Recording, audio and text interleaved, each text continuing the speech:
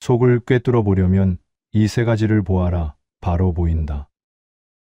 그대들은 사람에게 속은 적이 있는가? 처음엔 다정했던 사람이 어느 날 돌변하고 믿었던 이가 등 뒤에서 다른 말을 하고 있었다는 것을 뒤늦게 알게 된 적이 있는가? 그때 그대들은 스스로를 탓했을 것이다. 왜 그 사람의 속을 미리 알지 못했는가 하고 말이다. 그러나 나는 다르게 보았다. 사람의 속을 알지 못한 것은 그대들이 어리석어서가 아니었다. 보려는 곳을 잘못 보았기 때문이었다. 나는 유배지에서 세월을 보내며 수많은 사람의 속을 지켜보았다. 높은 자도, 낮은 자도, 나를 돕는 자도, 나를 외면하는 자도 있었다. 그 세월 속에서 나는 깨달았다. 사람의 속은 말에 있지 않다는 것을 말이다. 말이 아닌 다른 곳에서 그 사람의 진짜 결이 드러난다. 오늘은 내가 오랜 관찰 끝에 얻은 사람의 속을 꿰뚫어 보는 세 가지를 전하려 한다. 사람들은 오래전부터 사람을 알아보려 했다. 얼굴의 생김새를 보고, 말하는 방식을 듣고, 처음 만남의 인상을 통해 그 사람됨을 판단하려 했다. 그것이 틀린 시도는 아니었다. 그러나 나는 유배지에서 한 가지를 분명히 보았다. 그런 방식으로 사람을 알아보려 한 이들은 종종 잘못 판단하곤 했다. 나를 유배로 몰아넣은 이들 중에는 말이 유려하고 예의가 반듯한 자들이 많았다. 그들은 웃는 낯으로 인사를 건넸고 자리에서는 늘 겸손한 말을 입에 달고 있었다. 그러나 그 말과 태도 뒤에 얼마나 차가운 계산이 숨어 있었는가. 반대로 말이 거칠고 행동이 투박했지만 내가 가장 힘든 시절에 묵묵히 곁을 지킨 이들도 있었다. 그들은 겉으로 보기엔 신뢰하기 어려운 사람처럼 보였으나 실상은 그 누구보다 한결같았다. 나는 그때 깨달았다. 사람을 잘못 보는 것은 눈이 나빠서가 아니라 보아야 할 곳을 몰랐기 때문이라는 것을 말이다. 사람들은 대개 상대가 차려놓은 것을 본다. 잘 고른 말, 잘 갖춘 태도, 잘 꾸민 첫인상. 그러나 그것은 상대가 보여주고 싶어 하는 것일 뿐, 그 사람의 진짜 모습이 아닌 경우가 많다. 진짜는 차려놓지 않은 곳에서 드러난다. 아무도 보지 않는다고 여길 때, 이익이 걸리지 않은 사소한 순간에 습관처럼 반복되는 작은 행동 속에서 드러난다. 그대들이 지금껏 사람에게 속아왔다면 그것은 그대들의 잘못이 아니다. 보아야 할 곳을 아무도 가르쳐 주지 않았을 뿐이다. 나는 20년의 유배 생활 동안 그 보아야 할 곳이 어디인지를 조금씩 알게 되었다. 그리고 그것은 세 가지로 압축된다. 첫 번째는 말이 아니라 침묵을 보는 것이다. 사람들은 상대의 말을 듣고 그 사람을 판단한다.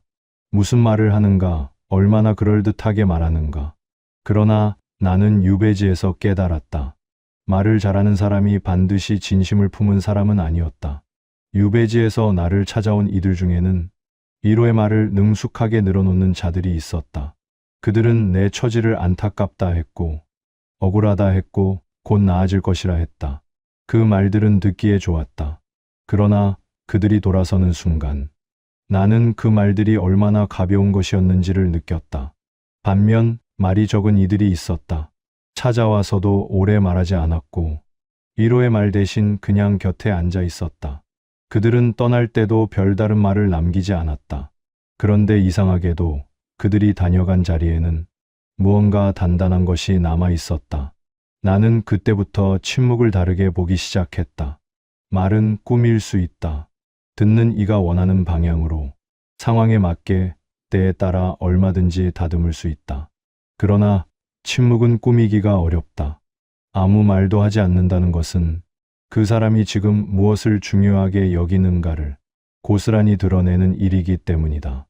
말이 많은 자리에서 유독 입을 다무는 사람이 있다면 그 침묵이 무엇을 향한 것인지 살펴볼 일이다. 누군가의 허물이 오르내리는 자리에서 말을 아끼는 사람과 그 자리에서 가장 목소리를 높이는 사람은 같은 사람이 아니다. 또한 자신에게 불리한 말 앞에서 침착하게 입을 다무는 사람과 그 순간 말로 상황을 덮으려 하는 사람도 같은 사람이 아니다. 말은 그 사람이 보여주고 싶은 것을 담고, 침묵은 그 사람이 감추고 싶은 것을 담는다. 그리고 때로는 침묵이 어떤 말보다 더 많은 것을 전한다. 사람의 속을 알고 싶다면 그가 무슨 말을 하는가 보다 어떤 순간에 말을 멈추는가를 보아야 한다. 두 번째는 이익 앞에서의 태도를 보는 것이다. 사람은 평소에 좋은 모습을 보이려 한다. 친절하게 굴고 예의를 갖추고 남을 배려하는 듯 행동한다. 그러나 그 모습이 진심인지 아닌지는 이익이 걸린 순간에 드러난다. 나는 유배지에서 그것을 분명히 보았다. 한때 나와 가까이 지내던 이들이 있었다. 내가 조정에서 일할 때 그들은 자주 나를 찾았다. 말을 나누고 싶다 했고 가르침을 청한다 했고 나를 존경한다는 말도 서슴지 않았다. 나는 그 말들을 곧이곧대로 받아들였다. 그러나 내가 유배길에 오르던 날 그들 중 대부분은 보이지 않았다. 나를 찾던 발길이 끊겼고 편지 한 장 오지 않았다. 그들이 나를 찾은 것은 나를 좋아해서가 아니라 내가 가진 것이 필요했기 때문이었다. 반대로 내가 아무것도 가지지 못한 유배지에서 아무런 이득도 없이 나를 도운 이들이 있었다. 그들은 내게서 얻을 것이 없었다. 오히려 나와 가깝다는 것만으로 불이익을 당할 수도 있는 처지였다. 그럼에도 그들은 때때로 먹을 것을 보내왔고 소식을 전해왔고 안부를 물어왔다. 나는 그때 깨달았다. 사람의 진심은 이익이 사라진 자리에서 비로소 보인다는 것을 말이다. 이익이 있을 때 다가오는 사람은 많다. 그러나 이익이 없어진 뒤에도 남아있는 사람은 드물다. 그 드문 사람이 진짜다. 그대들 주변을 돌아보아도 마찬가지다. 그대가 무언가를 가졌을 때만 찾아오는 사람이 있고 그대가 아무것도 없을 때에도 찾아오는 사람이 있다. 그 둘은 같은 사람이 아니다. 이익 앞에서의 태도는 거짓말을 하지 않는다. 누군가의 됨됨이를 알고 싶다면 그가 무언가를 얻었을 때가 아니라 잃었을 때 어떻게 행동하는가를 보아야 한다. 그리고 그대 자신이 무언가를 잃었을 때 곁에 남아있는 사람을 기억해야 한다. 그 사람이 그대의 진짜 사람이다. 세 번째는 아무도 보지 않는 순간의 행동을 보는 것이다. 사람은 누군가 보고 있을 때 달라진다. 말을 고르고 표정을 다듬고 행동을 조심한다. 그것이 나쁜 것은 아니다. 사람이라면 누구나 타인의 시선을 의식하며 살아간다. 그러나 아무도 보지 않는다고 여기는 순간 그 사람의 진짜 결이 밖으로 나온다. 나는 유배지에서 그것을 수없이 보았다. 유배지에는 나를 돌보는 몇몇 이들이 있었다. 그들 중에 유독 눈에 띄는 한 사람이 있었다. 그는 내가 볼 때나 보지 않을 때나 행동이 달라지지 않았다. 내가 방 안에 있을 때도 마당을 거닐 때도 그는 늘 같은 손길로 일을 했다. 음식을 올릴 때 그릇을 함부로 놓지 않았고 자리를 정돈할 때 구석진 곳도 빠뜨리지 않았다. 누가 시켜서가 아니었다. 그것이 그 사람의 몸에 밴 방식이었다. 나는 그 모습을 보며 생각했다. 이 사람은 나를 대하는 것이 아니라 일 자체를 대하는 것이었다. 그리고 일을 대하는 방식이 곧 사람을 대하는 방식이라는 것을 깨달았다. 반대로 이런 이들도 있었다. 내 앞에서는 공손하고 부지런한 듯 보였으나 내가 자리를 비운 사이에는 태도가 달라졌다. 뒷자리에서 내 말을 흉내내며 웃기도 했고 해야 할 일을 미루거나 대충 넘기기도 했다. 그들은 나를 속이려 한 것이 아니었을 것이다. 그저 보이는 곳과 보이지 않는 곳을 다르게 여기는 습관이 몸에 배어 있었을 뿐이다.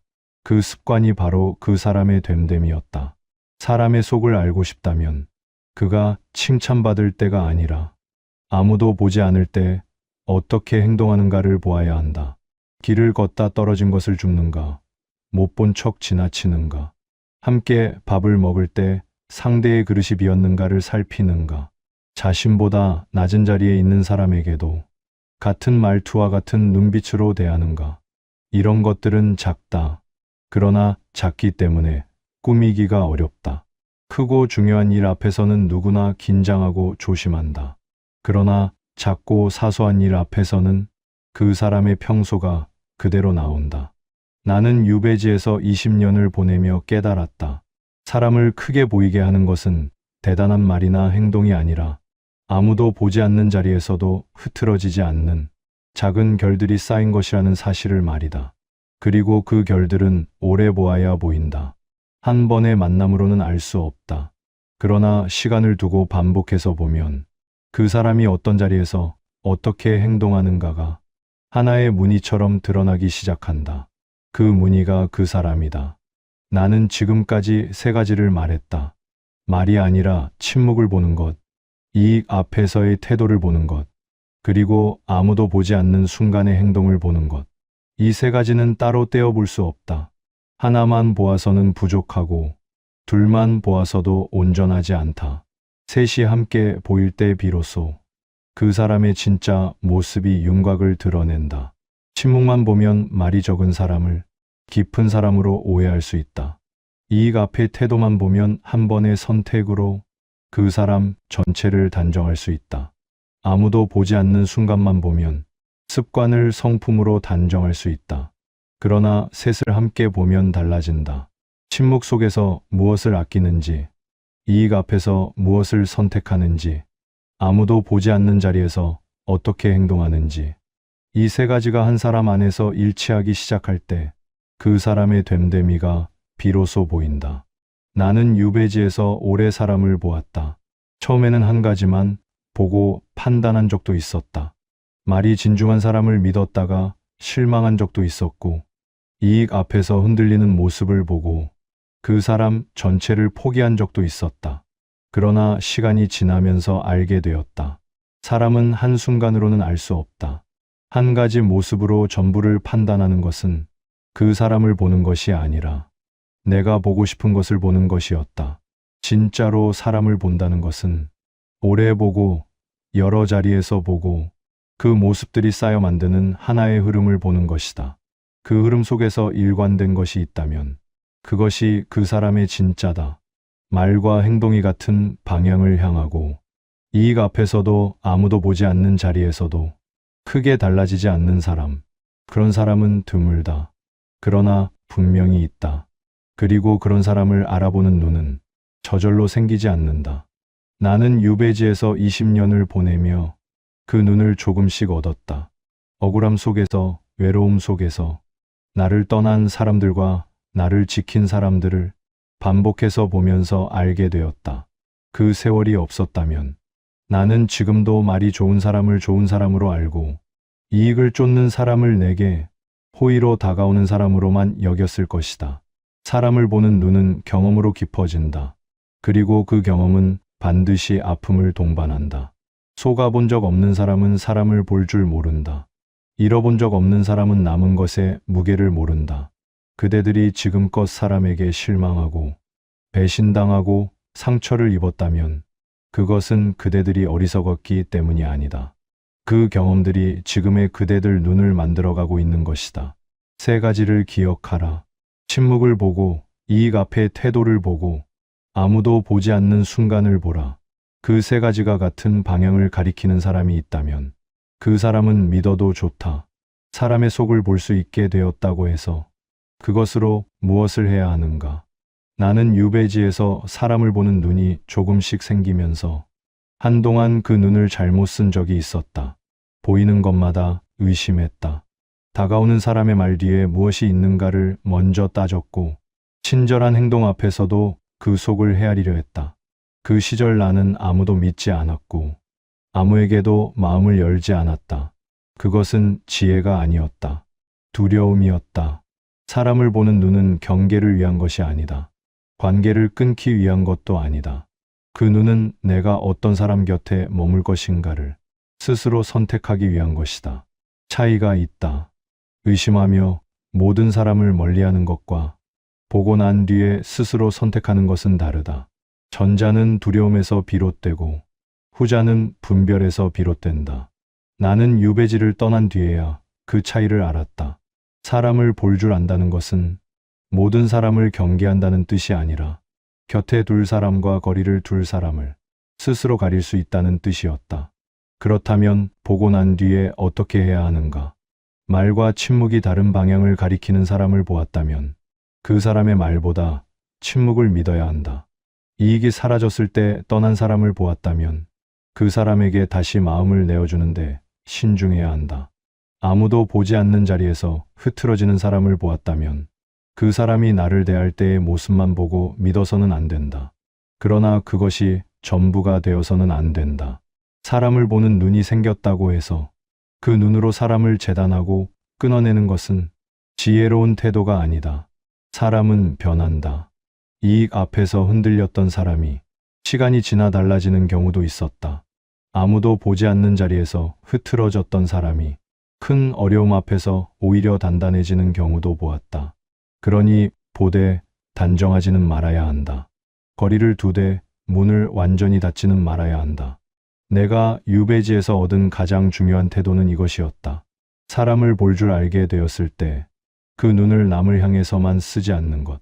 나는 그 눈으로 나 자신을 보기 시작했다.